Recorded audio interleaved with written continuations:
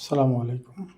আজকে দিনটা হচ্ছে রবিবার, এই 2024 সালের ডিসেম্বর মাসের 1 তারিখ। তো আজকে সকালবেলা পেপার পড়তে গিয়ে একটা প্রতিবেদন খেয়াল করলাম। তো ভাবলাম যে সেটার বিষয়টা আপনাদের সাথে আমি একটু শেয়ার করি। আমি সবসময় কৃষি বিষয় নিয়ে আপনাদের সাথে একটু আলোচনা করতে বা আমার নলেজটা হচ্ছে গিয়ে বা ডিসকাস করতে বলবো, আমি কমফোর্ট ফিল করি। তো আজকে আমি এই যে পত্রপত্রিকায় যে একটা প্রতিবেদন দিয়েছে এই কৃষির উপরে, বিশেষ করে ভুট্টার ব্যাপারে, সেটা নিয়ে ডিসকাস করব এবং এটার প্রসপেক্টটা কী, যারা ভুট্টা নিয়ে চিন্তা করেন, আবাদ করেন, তাদের জন্য বেসিক্যালি আমার এই আলোচনাটা। তো আলোচনার মূল বিষয়বস্তু হচ্ছে এই যে এখানে লেখা আছে যে ভুট্টার উৎপাদন বাড়ছে, আমদানি নির্ভরতা কমছে। এর সপক্ষে আমি কিছু তথ্য আপনাদের সাথে শেয়ার করব। তো আমি দেখলাম যে বিষয়গুলো, সেটা হচ্ছে আমাদের দেশে এখন ভুট্টার উৎপাদনটা বাড়তেছে। আর অ্যানালাইসিস করে দেখলাম যে, অ্যানালাইসিস না, এই ডাটাটা দেখলাম এখান থেকে টেক অ্যাওয়ে পয়েন্ট যেটা, সেটা হচ্ছে গিয়ে খুব র্যাপিডলি বাড়তেছে। র্যাপিডটা কত? সেটা হচ্ছে গিয়ে 6 বছরে আগে যা ছিল তার 46% বাড়ছে। এটা কিছু নেগেটিভ দিক আছে, বাট ওটা পরে আমি শেয়ার করব। আর আগে যে পরিমাণে আমদানি করতো তার এখন 65%, আর এখন আর আমদানি করতেছে না। অর্থাৎ যদি আগে 100 কেজি আমদানি করতো, এখন হচ্ছে গিয়ে 35 কেজি এখন আমদানি করতেছে। আর বাকি 65 কেজি এখন আর আমদানি করতেছে না। আর আমাদের দেশে যখন স্বয়ংসম্পূর্ণ ছিল না, এখন কিন্তু অলমোস্ট ভুট্টাতে স্বয়ংসম্পূর্ণ।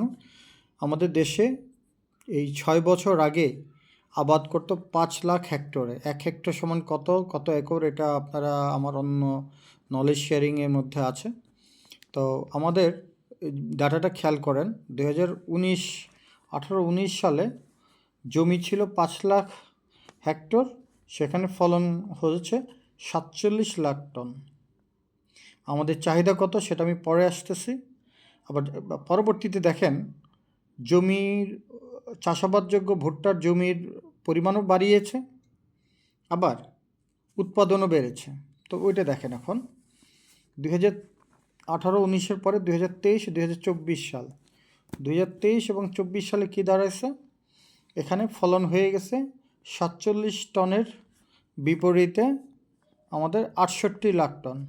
এখানে একটা বিষয় হচ্ছে কি, আমাদের টোটাল ডিমান্ড, হ্যাঁ, এই যে এখানে একটা ডি বাদ পড়ে গেছে, টোটাল ডিমান্ড হচ্ছে আমাদের 70 লাখ টন, আমাদের বর্তমানে হচ্ছে গিয়ে 68 লাখ টন। এখন এটা নেগেটিভ এবং পজিটিভ বিষয় হচ্ছে, আফটার 2 ইয়ার্স এটার দামটা স্থির থাকবে, দামটা কিন্তু এর উপরে বাড়বে না। সো যারা ভুট্টা চাষি তাদের কাছে এটা ইম্পর্ট্যান্ট, বিকজ গত 6 বছর ধরে আপনি দেখেন 2018 সালে 47 লাখ টন ছিল উৎপাদন, 2023-24 সালে উৎপাদন গিয়েছে 68 লাখ টন, আমাদের চাহিদা 70 লাখ টনে। সো যারা ভুট্টা করেন, ভুট্টা সাইলেজ করেন, ফিড মিলে দেন, তাদের জন্য কিন্তু এই মেসেজটা ইজ ইম্পর্ট্যান্ট, অ্যাটলিস্ট যদি আমাদের ডাটাটা যদি ঠিক হয়ে থাকে।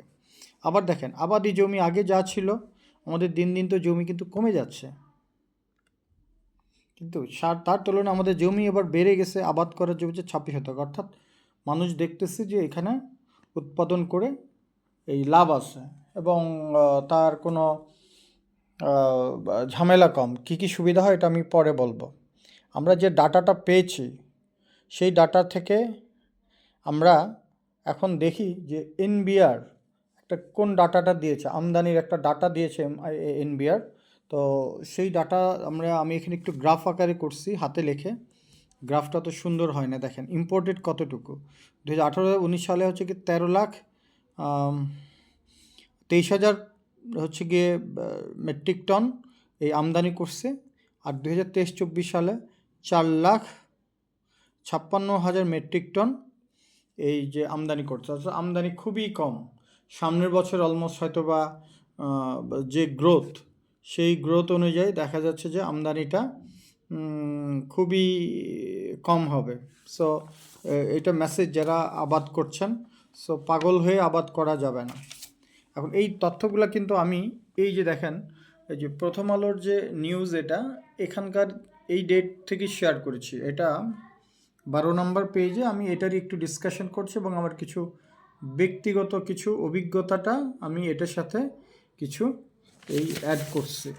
আচ্ছা, এখন আমরা আরও কিছু বিষয় দেখি। এখন ভুট্টার ফলনের সাথে এই সম্পৃক্ততাটা কি? ভুট্টার সুবিধা হচ্ছে কি এটার লাভ বেশি, ঝামেলা কম। আর এটার সাথে কেউ কেউ যারা আধুনিক খামারি আছে, এরা কিন্তু এই ভুট্টাকে একটা সাথী ফসল হিসেবে এটাকে অনেকে চাষ করে থাকে। যেরকম একজনকে আমি দেখছি আলু চাষ করছে, ফলন মোটামুটি হয়, সার বীজ বেশি লাগলেও সে ভুট্টার কিন্তু অনেক সময় লাগে। হ্যাঁ, প্রায় 5 মাসের মতো কিন্তু প্রায় সময় লেগে যায়। যদিও 4 মাস বলে, 4 মাসে হয় না, প্রায় ইট টেক্স অলমোস্ট 5 মান্থস। আর এটা আবাদটা কোন অঞ্চলে বেশি হয়? সো সব জায়গায় আবাদ করলে কিন্তু হবে না। আমাদের যে উত্তর এবং দক্ষিণ অঞ্চল, সেখানে আমাদের আবাদটা বেশি হয়। তো আমাদের সবচেয়ে বেশি বাংলাদেশে উৎপাদন হয় হচ্ছে গিয়ে এই দিনাজপুরে। দিনাজপুর উৎপাদনটা বেশি হয়। এরপর অন্যান্য জায়গা আছে বাংলাদেশে, যদি আপনি র্যাঙ্কিং বা টপ 10 দেখেন, চুয়াডাঙ্গা, ঠাকুরগাঁ, লালমনিরহাট, রংপুর, পঞ্চগড়, নীলফামারী, ঝিনাইদহ। যেমন সরি একটু নয়েজ হচ্ছে, কারণ আমার বাচ্চার পরীক্ষা চলতেছে, ওই যে জিওগ্রাফি পরীক্ষা বিজিএস, ও পাশের রুমে ওর মায়ের কাছে পড়তেছে। তো আমি বাংলাদেশের সবচেয়ে বেশি যে উৎপাদন হয় 2টা জেলায়, দিনাজপুর এবং চুয়াডাঙ্গা, সেটার ডাটাটা আমি তুলে ধরি। এখন শুধু দিনাজপুরে এই গত বছরে এখানে উৎপাদন হয়েছে 9,90,000 মেট্রিক টন। আর চুয়াডাঙ্গা হয়েছে 5,78,000 মেট্রিক টন বা টন। আর আমরা যেটা বলেছি, এটা ভুট্টার আবাদটা কোন সময়ে বেশি হয়?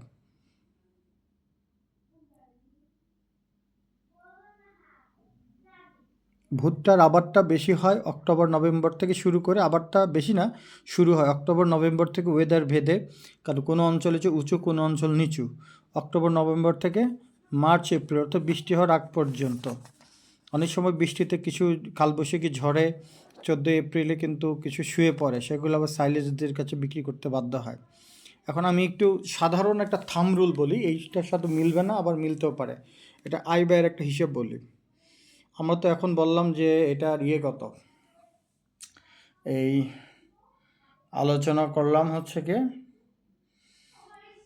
পার বিঘাতে হচ্ছে গিয়ে কত টাকা কোন সময় চাষ হয়। এখন আমি একটু বলবো যে এটা পার বিঘাতে খরচ কত। পার বিঘাতে খরচ হচ্ছে গিয়ে 10 থেকে 15,000 টাকা, কম বেশি হতে পারে। প্রোডাকশন অর্থাৎ 33 শতকে প্রায় 35 থেকে 50, এটা টন হবে না, এটা হচ্ছে মন হবে। হ্যাঁ, পার শতকে 1 মন করে স্ট্যান্ডার্ড ধরি, তাহলে 33 শতকে 35 থেকে 50 মন। আর বর্তমানে যে ভুট্টার কেজি চলতেছে 12, আমি গতবারে ভুট্টা চাষ করেছিলাম বা গত 3 বছর ধরে, তো 4 বছর আগে ছিল 800 টাকা রেট, এখন 1250-1300। ভুট্টার উপর 2টা ক্যাটাগরি আছে, একটা হচ্ছে কাঁচা ভুট্টা, একটা পাকা ভুট্টা। তো জমি থেকে যেটা বিক্রি করে সেটা প্রায় 200 টাকা কমে, আর 2 দিন শুকাইলে এটা প্রায় 200 টাকা বেড়ে যায়। এনিওয়ে, তো আমাদের পার কেজি ভুট্টা 32 থেকে 35 টাকা। স্টক শেষ হয়ে গেলে তো অনেকটা দাম একটু চেঞ্জ হয় অনেক সময়। গতবারে 40 হয়ে গেছিলো। এখন প্রফিট পার বিঘাতে ধারণা করা হয় 30 থেকে 35,000 টাকা। আর এটার মেন কনজিউমার কার? আমাদের যে এখন বর্তমানে আমাদের মুরগির ফার্মগুলো বেড়ে গেছে, গরুর খাদ্য, গরুর জন্য মানে এটাকে বলে ইস্ট ফার্মেন্টেড কর্ন, ভুট্টার গুঁড়া, এটা অপরিহার্য খাবার এবং গ্রোথটা খুব ভালো হয়। তারপরে এই ফিড কোম্পানিগুলো এগুলো নিয়ে থাকে। এখন নেগেটিভ ইফেক্ট কী? সো যারা আরও যা বিস্তারিত জানতে চান তারা এই পেপারটা দেখতে পারেন। এখন এইটা নেগেটিভ ইফেক্ট, সব কিছুরই ভালোর সাথে কিছু নেগেটিভ ইফেক্ট আছে। নেগেটিভ ইফেক্ট যেটা, সেটা হচ্ছে এই কৃষি অন্যান্য জমির দাম, জমির উৎপাদন কিন্তু কমে যাবে, বিকজ ফসলি জমি তো আমাদের তো মানে সীমাহীন না।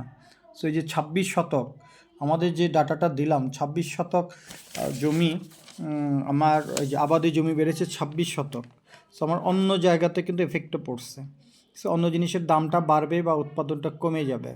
সো এগুলোকে যদি ব্যালেন্স করি, আমার মনে হয় এটাকে ইগনোর করা যায়। সব মিলে ভুট্টা একটা কৃষি যারা করে তার জন্য ভালো ফসল, কিন্তু এটার সামনে খুব বেশি এটার আহামরি ভালো কিছু মানে যে ঠিক আছে কেউ যদি খুব আরও উৎপাদন বাড়াইতে চায়, আমার মনে হয় না। এটা একটা ব্যালেন্সিং সিচুয়েশনে সামনে বছর থেকে চলে আসবে। এইটা ছিল আমার আলোচনার হচ্ছে গিয়ে মূল বিষয়। সো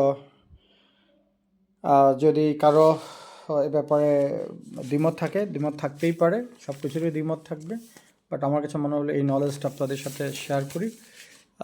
এই জন্যই আমার আজকের এই আলোচনা। তো সবাই ভালো থাকেন, ভুট্টা চাষ করেন। আমিও সামনে আমার বাড়ির কিছু জমি ভুট্টার জন্য এটা আমি লিজ দিয়ে দিব, আর ভবিষ্যতে সুযোগ থাকলে নিজের যদি খামার থাকে আমি করব। তো ভালো থাকেন সবাই। আসসালামু আলাইকুম রহমতুল্লাহি ওয়া বারাকাতুহু, মাগফিরাতুহু, হায়াতুহু, জান্নাতুহু।